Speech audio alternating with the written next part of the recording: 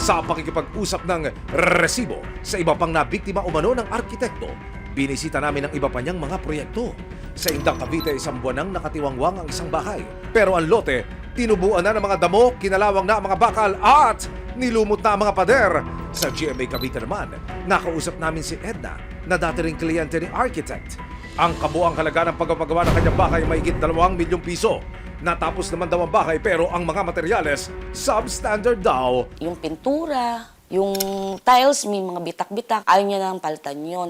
Ang kisame sa bahay ni Edna halos bumigay na sa tuwing malakas ang buhos ng ulan.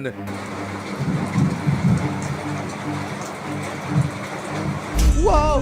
RK, waterfalls! Kasama po ba iyan sa plano? Wala talaga siyang explanation. O kaya babalikan niya, walang ganun eh.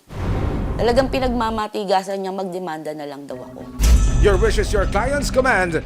November 20 nitong taon, lumapit na sina Sheena at iba pang complainant sa CIDG Kamanava para formal na magsampa ng reklamo. Colonel Poblete, papaano po inilapit sa inyo ang reklamo na ito, sir? The complainants who proceeded to this office, we have listed 4. But accordingly, there would be another 3 or 4 personalities tomorrow who will appear. Ayon sa mga otoridad, legit at lisensyado si architect. Pero nang hanapin ng resibo ang kanyang kumpanya na Corinthian Construction Services sa portal ng Philippine Contractors Accreditation Board o PICAB, kumpirmadong hindi rehistrado at walang lisensya ang construction firm ni RK.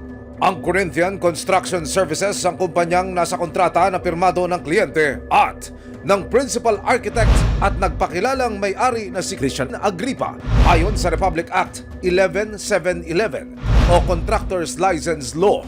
Lisensyado dapat ng PICAB ang construction firm at contractor bago tumanggap ng anumang proyekto. We have checked his PRC license at indeed he was registered. And other informations that we get, marami talaga siyang mga tinanggap na mga projects most especially in Cavite area. In-scam niya yung mga yung mga clients niya.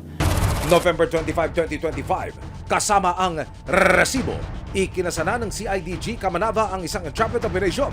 Ibibigay na ni Sheena ang karagdagang 200,000 pesos na sinisingil ni architect para sa bubong ng kanyang bahay. Sinasayang yung niya.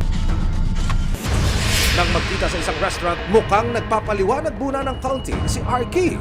At nang iabot na ni Sheena ang marked money, hudyat para arestuhin na siya ng mga otoridad. Mga CIDG kami, pulis ha? Opo, pero sir, grabe naman itong ginagawa niyo sa amin. May warrant of arrest po ba kayo? RK, ang tawag po rito, entrapment operation. Timbok na po kayo! May karapatan ka manahimik o magsawal ng kibo. Ano mo yung sasabihin ay maaaring maging pabor o labas sa'yo sa urong uman. Naintindihan mo ba karapatan mo? Yes. Pinapunta na kami for continuation, tapos biglang ganito. Dito lang kayo, architect.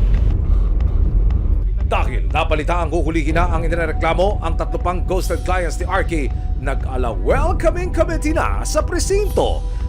Ayan na, nadali ng Timawa. Nakakarap si Christian Agripa sa kasong paglabag sa Article 315 ng Revised Penal Code o Estafa. Kung sakaling mapatunayang nagkasala, maaari siyang makulong ng 14 hanggang 17 taon. Yung nagpapakilalang arkitekto, personal po tayo nagtungo dito sa opisina ng CIDG para humako na siya ng panig. Siya ho ay kasalukuyang nakadetain dito sa kanilang facility. Architect, bigyan ko kayo ng pagkakataon. Baka pwede ho kayong mahinga ng panig dito sa akusasyon laban sa inyo? Hindi naman po yan, sir, confirm po. Paano mo nasabing hindi confirm? Hindi naman po yun, na... Tinatakbuhan mo rin yung mga kliyente mo. Kukunin mo yung down payment tapos mawawala ka na.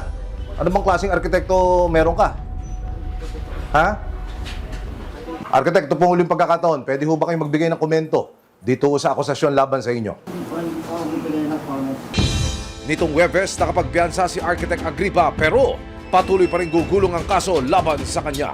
Sa ngayon, hindi man natupad ang inaasam na bagong bahay ni Sheena, bitbit niya ang pag-asang mapanagot ang nanamantala umano sa kanyang pangarap. Maraming salamat sa panonood, mga kapuso.